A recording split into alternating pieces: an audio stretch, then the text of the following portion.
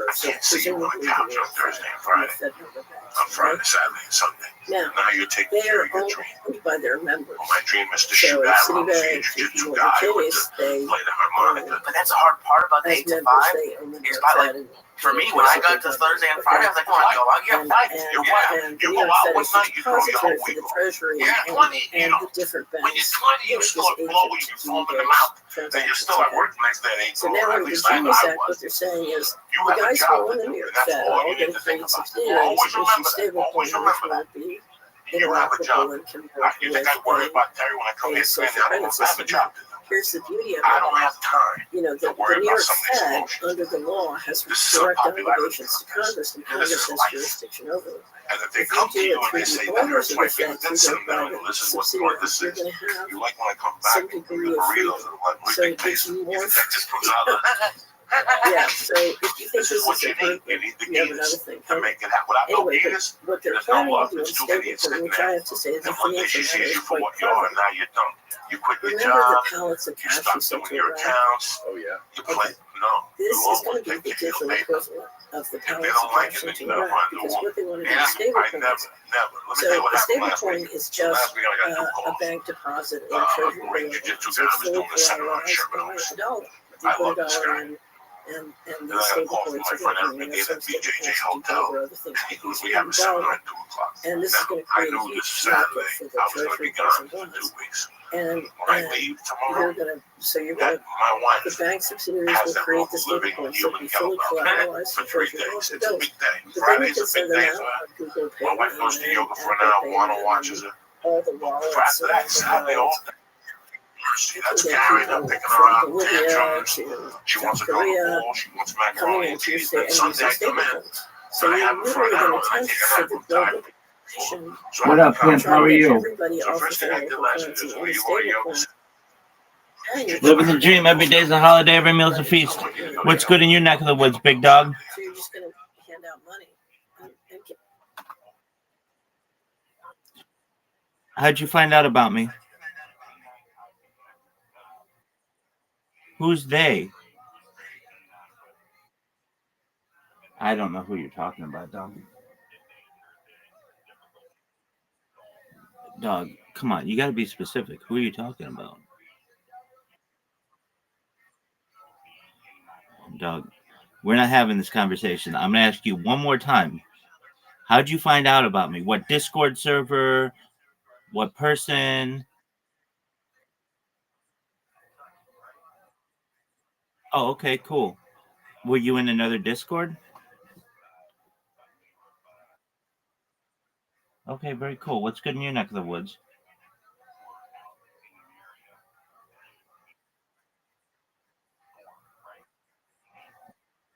Because I stream my life 24 hours a day, 7 days a week, 365 days a year for world peace. Next question.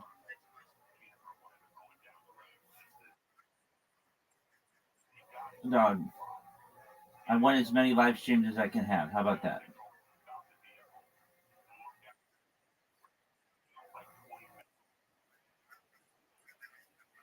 Yep, and I'm doing that. So I'm streaming like 300 different streams right now.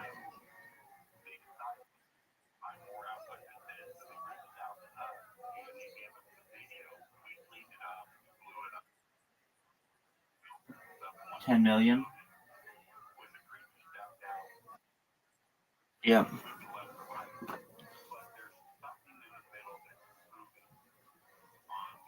All right, with that, we're watching a podcast. Feel free to enjoy.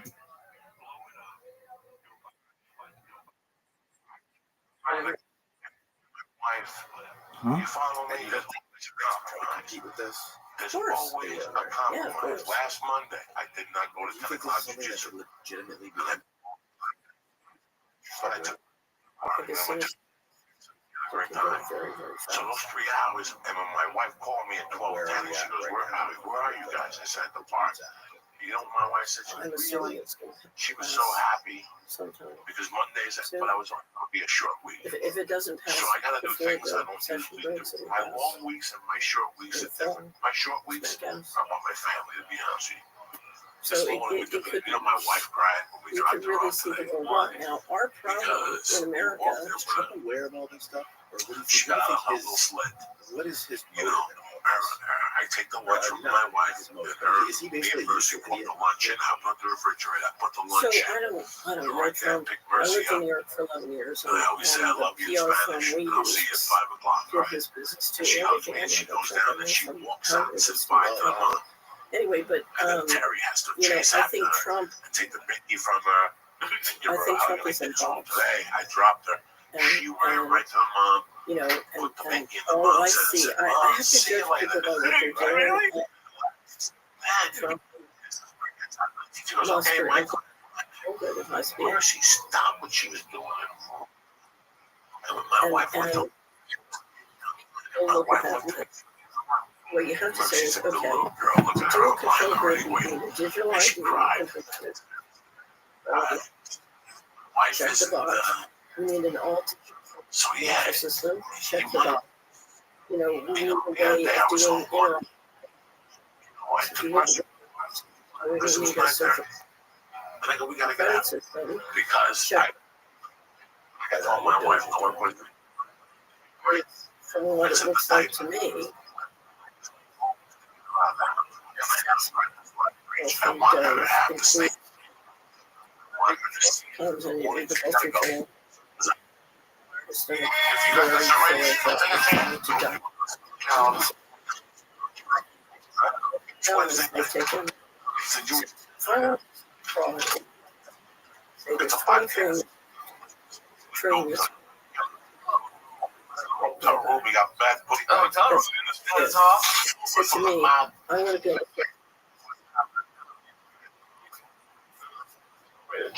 against people and enforcement and social credit. Data, the IRS data, and that's exactly what they did. You can ask me any questions that you want in the Ask Rabbi section. Ask Rabbi anything. I answer everything, man. Palantir still has the Treasury and the IRS. And you have the health. Yeah, today ask anything you want. I'm busy right now. So they've been aggregating this kind of powerful data since the 90s. So I don't think this is all new. So for example, oh wow! So we would go to the lower combining it all together. Yeah, one system. Whatever club where it was like but I 12 think bucks this where you could time train. the government has done, the federal government has generally done a pretty good job of silencing privacy laws in the applications. And moves that private puts it on an out-of-control basis is my guess as to what. Now this, sorry, if I wanted to build a control group, Give the kid the he's going to take the job too seriously. We'll be right back. Scrutinize About Joseph Farrell and what you know about him, your connection to him. so I've worked with him for years. Is it really We're worth very the close. aggravation? Oh, really? Yeah. How did you guys meet? Are you back up Hey yet? man, he showed me an idea. Okay. So I met Joseph by reading his books. Okay, what am I? I started reading his books, and I just concluded he was a great scholar. And we started to work together. And every quarter we news trends and stories. It's basically going through She's a friend of mine, dog. what happened over the last 4 years. And we look at everything that's going on a very integrated basis. Find ways. Cool, dog. And I'm I'll be happy to answer any questions that you have framing questions. If you don't have at my the convenience. you need to know for sure what's going on. You can still define questions and use those questions to learn more when it gets to the So we have a section for unanswered questions, and then we spent yeah, the number was the Trump. So my understanding, I don't know who he is. Joseph.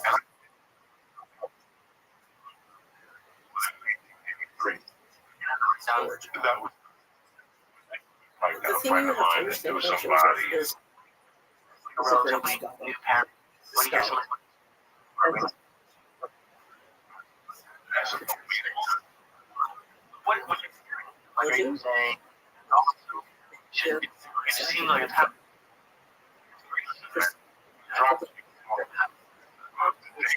Child, while you go out And and jump walks up and down, smack it's into the gonna fact blow. that the American But academic on the other hand,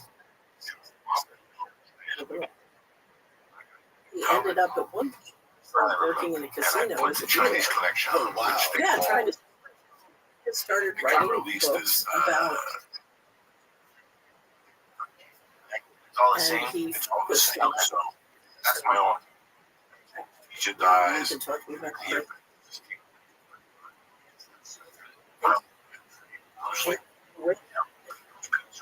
I'm like, even time. Other groups having long clips. How long did it? He doesn't know. And what happened to You'd him, expect. Movies I went to in the afternoon. There was a lot of movies and I went to the Joseph 8 was o'clock. the only I remember going to see Enter the for the 8 o'clock. people Bar on Friday or doing Saturday shows night. I had related 2 to the options. stock market Sit at the financial bar, system. play Incorporate pool, the or and music, the play the COVID concert. poker. After all that's done, And it's you 11 can o'clock. explain 4 hours to burn. what 4 happened. hours. Music, So what I listen discovered, on. even You though know, Joseph watch. That. So, and bro, there's always some drama. ancient history and all these other things, So I'm he was better getting than back. the I'm finger walking. No, from I don't want you walking. because Call me he and I'll could send a cab over integrate there for you. all So the sometimes I get a information cab. related. Walk. So he and I worked more and more closely together. Do you wish you And had more he's had stuff? things he I taught me don't was know. we have to, we pretty much can't don't say Away by the road. and Really, when he watching that was movie like, I'm an going. investment bank. This I came was out. like, Cheap and for the 48 power of each one. We financed. That was a, every month. Go. Was this a thing you did almost with your friends? That's crazy. I love As well as the Coach music. Let's get. So also we're seeing As it got to the in end, the government. I remember like I'm gonna have And to go. we've all around the world. He just published a book on this I never because he know what I was. wanted. This is what Thunder Oh looks like. well. It's gonna Anyway, take but if you look at the house content, city. That's why I had to wait there till 3. City. has That's why Yes. I had to be there till 3 because we were. the other thing I did with Joseph So you follow me? So is I coming back. crowdfunded There ain't no 9:30. I'm tired. I went to Jersey till 3 a.m. with them. 3:20, 3:30. dealing with And by the time we got home, go home, my mom would cook something. This is when I was. I can't because all That's the crazy. churches, the That insurance is companies crazy. will I use mean, it. I So grew up. How much? how much She was at, I get it to Oregon? but and my mom was super strict.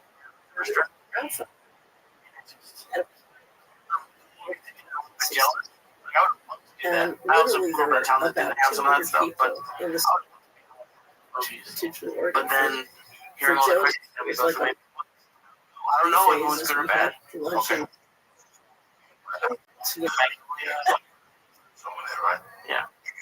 you guys have lunch and Mercy's we're 10. going to. Walk over And there. it's like, Oh. is it- You don't have to say yes. So So I'm Yeah, it is. Everybody. Well, not porn, yeah. but Yeah, it's really amazing. You have to take the whole sharp go to when there's Like a It pops up, it goes away.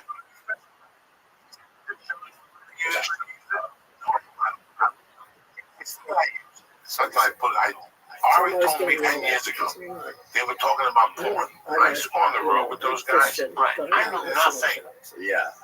Do you not understand? I knew nothing. I knew that they were talking about loading and you know, we're coming down louding.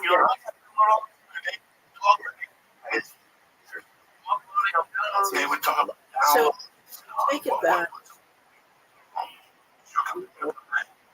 Duncan and Brian and something operation. I would sit there like that. I wouldn't even think of bringing a computer to be on the road. Right. Wouldn't even think. Wasn't like so you never discussed the video night. Somebody's room. All this stuff. That's how. Yeah. Well, I had a hotmail. I lost the code years ago. I still got the same. I had that hotmail account since 1990. And we know Soros was in Switzerland the whole time. Back the emails from And that the time. Line's got a lot. I never got emails. I didn't send email to anybody until like 2003. A guy who's on the show before. He's a philosopher. So you had it for years and just didn't. Just explain to me how essentially. Like your anal. So there's one.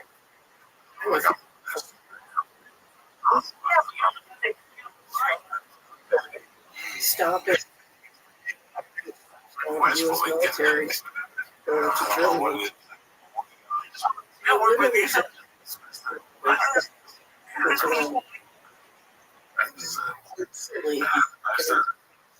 Helping keep the. It's like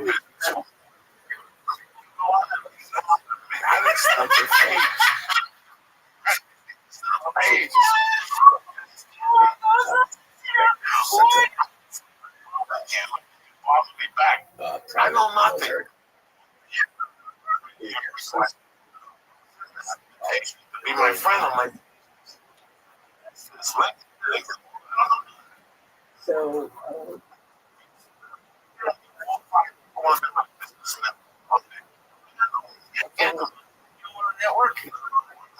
In different sections or spots. Talk about what? So you can let people know how you know it's professional.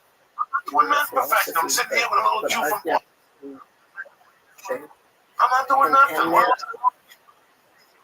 Props. You know, you should just make like an account and have this be. I'm not doing nothing.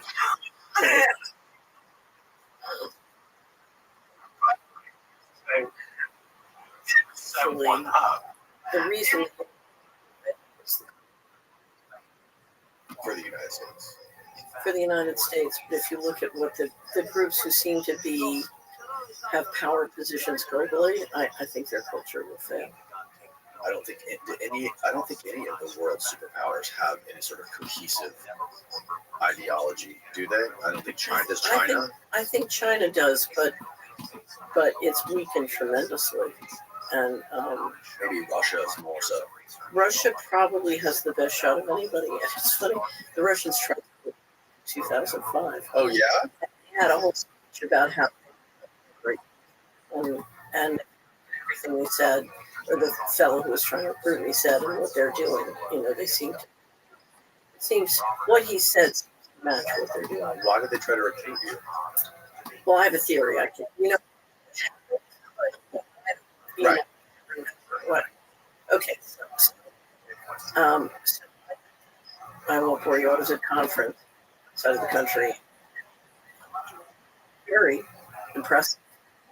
guy who apparently was advising Putin, and he did a trying to recruit me to know. You have to dance with the guy you came to the party with. He said, they'll never trust you, never let you back. I said, I know, but I don't care. You know, I'm an American. So you can't change that. And this is when you were working for who? This is 2005, before I'd settled the litigation. And I went home. I was working in my project. Something's wrong. Really wrong. And they had settled the negotiation. Pay me the money you owe me. I'm not going to sell it to you. Give me money. And it got really mean. And she got mean to me. And so they knew they were going to. And I got home and I said, something's wrong. There's something I'm missing here. So I got on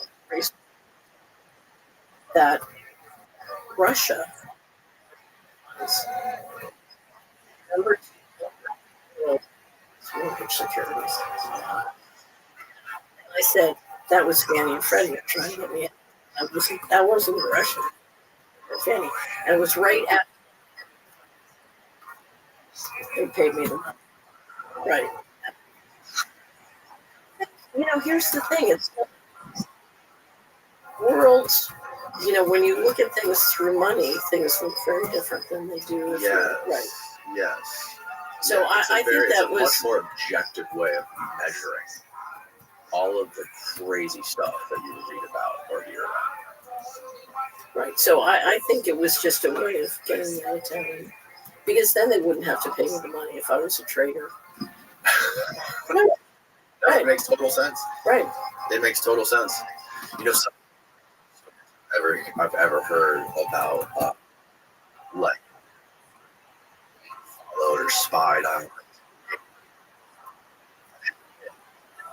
people that this is not the that's doing this. These are contractors. People who were following me, you know, they're funded by the U.S. government. Contractors, but the contractors have what I call stringers. You know, people they daily. It's enforcers. You have an assignment on your smartphone that tells you to follow this person around. But it's they're gig workers and stringers, drug addicts. Have the whole, you know, the whole portfolio. You know, government employee to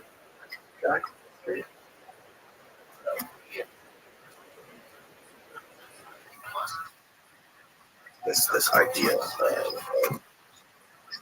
some of the stuff.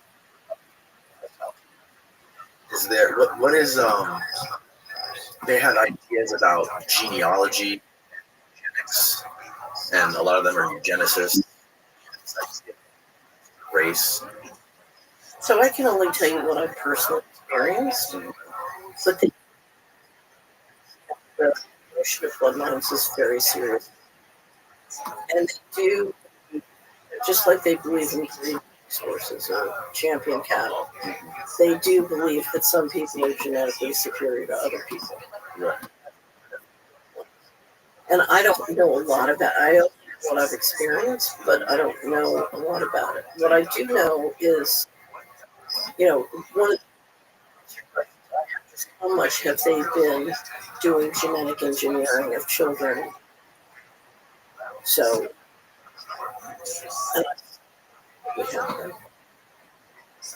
so you saw the movie Hannah, right? I remember in America, just fiction. Well, you've seen. You talked about the novel, the science fiction novel, Three Body Problem. I heard you talk about that. Right. Which is basically the idea of this alien civilization coming here from another star system that has like 3 suns and they can't survive. And somebody contacted them somehow and like let them know that we have a planet here and they're on their way here and they're trying to stifle all scientific innovation on the planet Earth. And so,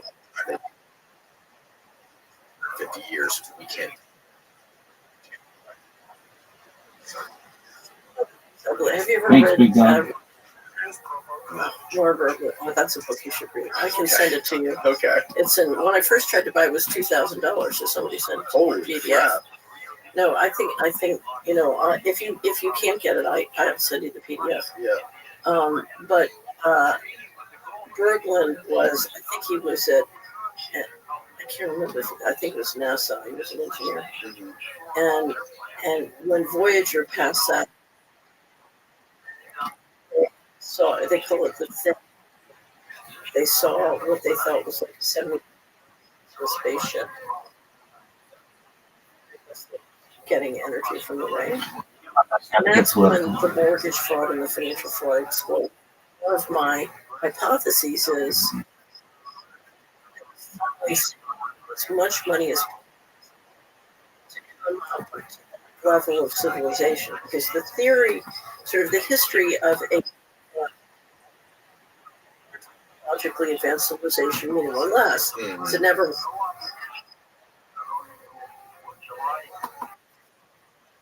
Yeah. So it's the same with three-body problem. How do we get up here?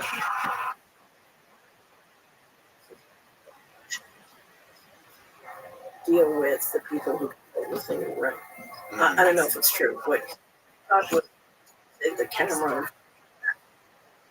Yeah, who knows?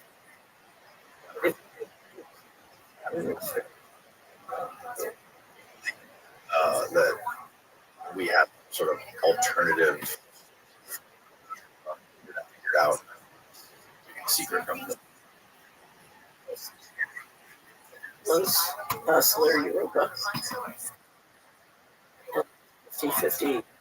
So, and that group, even permanent people, I met her in the secret space program. It's up on global who? them. Breakthrough stands for. And they have a website and they publish all this stuff, and I some of the conference.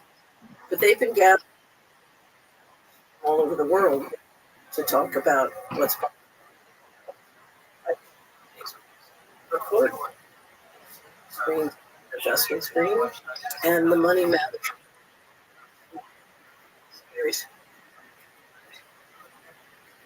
Investor. So, I'll talk to him. Now, I'm one of those people. So you don't want to ask me about breakthrough energy, but up on Tesla, on down to the current, lots of documentation and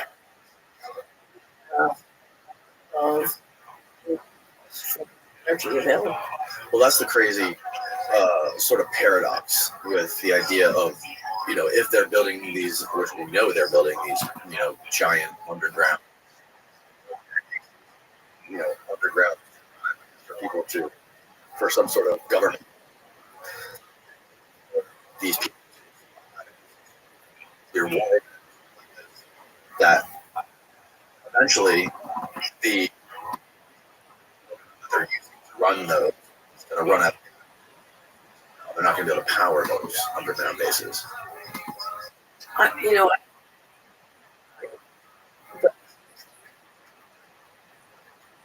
Whether it's energy, so people, what they once you can get solar farm sub platform and shoot the energy down here. So also how you can, if you can, that would make you want to control. If you're everybody energy on an out of control basis. The crazy thing that project, how the department, like they changed their names. Obama years, go down the path that they were going to ban LED lights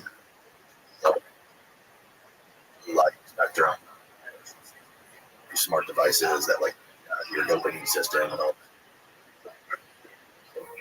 Right. All I Fritz we ever did was with terminating Jefferson was to Colin Powell when Colin Powell was Secretary of State during the Iraq War thing. Anyway, and sometimes you'll see interviews with him as Colonel Wilkerson, who was worked over for the Joint Chiefs at DoD when Powell was there, and then went over to state with him. Anyway, but Wilkerson called me and he said, I just did a peer review. He was did a peer secrecy on a journal article in secret. Says it's the best thing I've ever seen. I'll tell you who wrote it. I can't give it to you. So as soon as I'm going to send it to you and check on this. So I did. Amy, Chief Justice, did an interview on how all these things. You read the universe on and you didn't know it. Right. It's like, how could this go on and me not know it? Right. And so part of what people have to grapple with and me not knowing. Doug, I'll answer any questions that you have. Just ask them in the AMA. Explaining how you have literally, I was to make a Dude, I answered your question at length, more than half the economy. and it sent you an invite. Yes, it's been. If you look at the work and the Black Lives became live, and it's now, you know, and the way I got into all these topics, because when I tell you, I was just looking for the money. $1 trillion. No. Where's it going? And I just kept looking for the money, and what I discovered, huge economy. No, I do some IRL really streaming. For many years, I had so many wars. The financial guys, because they would say the dollar, it's not going to collapse. It's because it's backed up by invisible weaponry. It's a crypto. It's an NFT. You know, that makes sure it doesn't collapse. And it's not going to collapse because when you steal 21 trillion, you got lots of money. There's no reason to collapse. You know, you're collapsing the people you're stealing it from, but you're replete. Okay, you're not going to collapse. You know, the reason they're doing it is so they have no reason. They're resource rich. They're not going to collapse. So never forget, there's a show I did. It sends you a message. Yeah. Greg was screaming. Just type in the word Ashkenazi in your search and see what shows up. Say the dollar's going to collapse. I have to be wrong, right? I'm right. The dollar's going to go up. It's going to go strongly, and because I'm looking at all the stolen money. Right. And so he says, finally, I said, I'll bet you $1. He said, every financial guy in the world, all these top guys are saying it's going to, I said, it's not going to collapse, it's going to go up. And he bet $1 and I made him pay me because it was up 12%. I mean, it was a big move. And it was feral. I grind those. But really, it was some money. Hold on. Did you find it? Neil, did you find it? Okay. And if the secret part is as big as the overt part, you have to look at it. Yeah. Which is hard because it's hard to get reliable. As you, the unanswered question comes in, and you have to just frame it. Now, how does when it goes coming back to energy, solving the energy problem, how does this idea of depopulation solve that? Well, here's the thing. If you look at the control grid, it's a very, there are two things that are unbelievably environmentally damaging. Okay? You have a global population of 8 billion people. If they all want to come up to a level of per capita spending and mineral and other resource uses as the West, enormous environmental pressure. Where are you going to get all the minerals to build those roads, have that many cars, etc.? Okay. So you're talking about enormous environmental pressure. That's number one.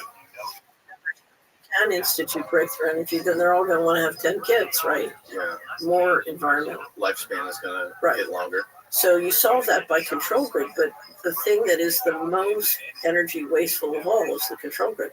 Bitcoin, 3 years ago was using more energy than Switzerland, right? Really? Yeah. In 2023, it was using like 140% of all the energy used by the Netherlands. Right. But you look at the data centers. I mean, just Bloomberg had an article 2 months ago. If you look at the data centers planned for Texas, they need 30 new nuclear plants. 30 by 2030 is what the article said. 30 new nuclear plants. And China's building nuclear plants, right and left. So the energy, this much data and managing and keeping data, because they're talking about putting sensors throughout the forests. You've got Internet of Bodies, Internet of Forests, Internet of, you're talking about digitizing everything and collecting and managing the data using it. The energy is enormous. I had this gentleman on here a couple weeks ago who his first day on the job working for the NSA was 9/11. And he was explaining the sentiment and the sort of the vibe at the office that day. And he said that everyone was very optimistic about the future of the CIA now that they were going to be able to just gather data from people in heaps. Right. And now they're building these giant facilities out in Nevada and and New Mexico that are going to be these just to store just all this information and all this data collected by American people. So I called the Patriot Act the Concentration and Control of Cash Flow Act of 2001. And it moved a lot of the black budget stuff on budget. But so DOD at that point was missing $4 trillion, but nobody cared. Suddenly they got $48 billion increase the next year, and everybody was spending money. There was a Washington Post publication, I think it was in 2012, 10 or 12, called Top Secret America. And one of the journalists sat down and documented every national security installation or building that they could find that was built for the Patriot Act on. And it's just, you just wouldn't believe it. Unbelievable. The waste is beyond imagination. I think there's a quote from Kissinger where he said at one point, humans will eventually become useless eaters. Isn't it? Kissinger was always, and I knew him in New York because I was part of the Republican committee there, Jonathan Bush, the brothers. Yeah. Jonathan was a good friend of mine, and I used to help Jonathan raise money, and so Kissinger would be one of my favorite days in my life. I would frequent, so I'm an investment banker on Restream, making a boatload of money and having a great life. And I had a restaurant that I loved. And they had one table that was a banquette that was like the best table in the house. And I would always go there, and that was my table. And we would always confirm our reservations 3 times just to make sure there's no problem. And I had dealt a lot with Kissinger at some of the Republican luncheons. And Kissinger is, he could be the most narcissistic person on the planet. It was unbelievable. Anyway, so I'm standing in line right behind Kissinger, and Kissinger tells the maitre d', who's looking at me, I'm behind him, that he wants that table. And she says, I'm sorry, sir, it's reserved. I can't give it to you. I'm having. Anyway, so he's mad, and she goes off and finally sits him someplace, but he's steaming. And she says, oh, Miss Fitz, your table's ready, and takes me. And my client's looking at me like, and Kissinger across the room is like, I hate you, and I'm laughing my head. That is hilarious. The girls won this one. My client was a female. So Henry was really best. Wow. Right, it was pretty funny.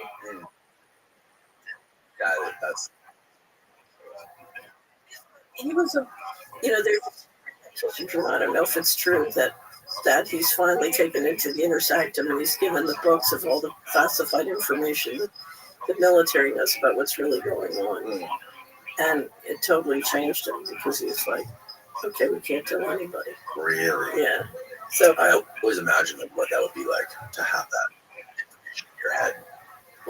How would that affect you? I have tried. If you look at all the paranormal phenomena, I've tried to understand it and figure it out. And I can't figure it out. But I've tried most of the material. Farrell and I did a great 2-hour interview called Who is Mr. Global? And we went through every different hypothesis. What do you mean? Can you define global? It's the committee that runs the world. So there's a committee at the top that makes all the big decisions. And my nickname for it is Mr. Global. So the question is, who is Mr. Global and why is Mr. Global doing what he's doing? Because when I look at a situation, I like to put myself in somebody else's shoes. Like if I was David and I was doing this from my point of view. And so I want to put myself in Mr. Yeah. Why is Mr. Global doing this? What's Mr. Global's point of view? So anyway, Joseph went through and did who is Mr. Global, why is he doing what he's doing? So we went through all the theories, but some of my favorite comments on the internet is people saying, they'll say, well, she's in the White House and she knows and she's not telling us. No, everybody at the White House is not sure. Who's your best guest in Mr. Global? I think you have KEN right ASH now they KEN are AZI. influenced by occults. So I think you have interdimensional intelligence. ASH KEN AZI. Dimensional demonic intelligence. Yeah. So I think this thing about good and evil is real. And I can't find it anymore. I found it once. There in the 30s, a British physicist got up and said, we are being manipulated from other dimensions by intelligent beings from other dimensions. So I think, if you study Christianity and you read the Bible, you're dealing with both divine intelligence and demonic intelligence. And I think too much of the leadership has gotten deeply involved in the occult and demonic kinds of intelligence. Wow. Okay, just one moment. Because I remember writing it, and I even gave you I've tried to find every resources. So just one moment. So I'm not telling you. Reading a book. Well, I don't send it. It's an automatic reply by Ticket King, the bot that I use. That doesn't mean that it necessarily, it may not have worked. It's called Ticket King.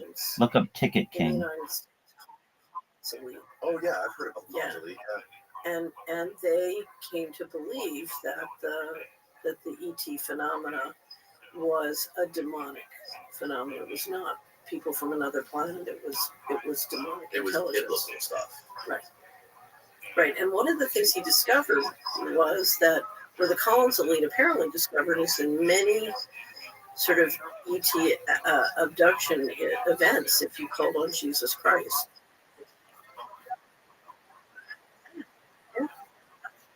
That's what he reported. And it struck me as someone who was trying to job of simply reporting what they found.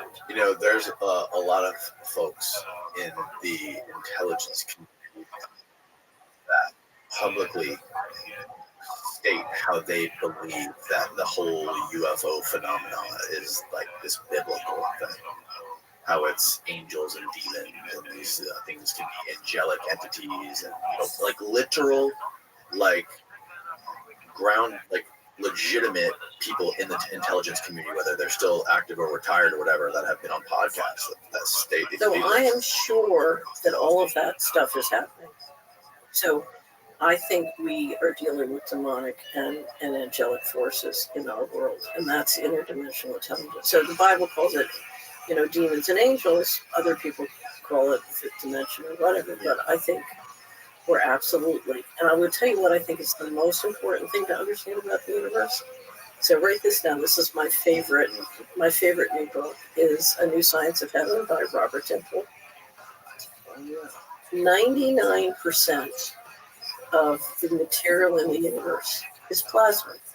Our universe is made up of plasma. And I used to hear that David Bohm and other physicists as well, but Temple's really documented and nailed it. And I'm sure he's right. Plasma is alive and it's intelligent. And that means life is alive and intelligent. Plasma and dark matter. Plasma. Plasma. But, let me make it simple. The universe is alive and intelligent. Sure. And we share intelligence with all life. So in the Lord of the Rings, when the trees show up to help, that's real. Right. So life is alive. And the notion that you can take digital technology and control it centrally, once you understand that, is so ridiculous. Only a demonic intelligence would come up with that plan. Yep, I answered your question. I found it. Have you noticed this phenomenon of there's been a lot of big shots in Silicon Valley are mapping Christianity now onto everything that's going on in Silicon Valley. Like I said, if I get a question in there, I do my absolute best to answer it. Not only did I answer it, I provided resources.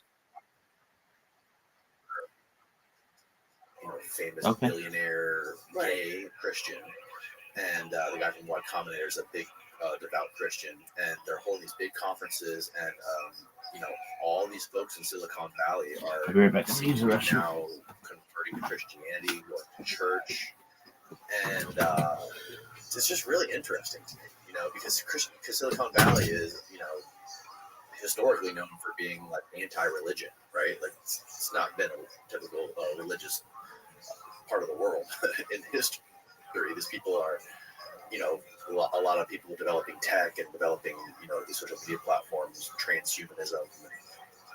I know nothing about it. Yeah. There's been a lot of articles. There's an article in the New York Times that came out. I think it was New Yorker.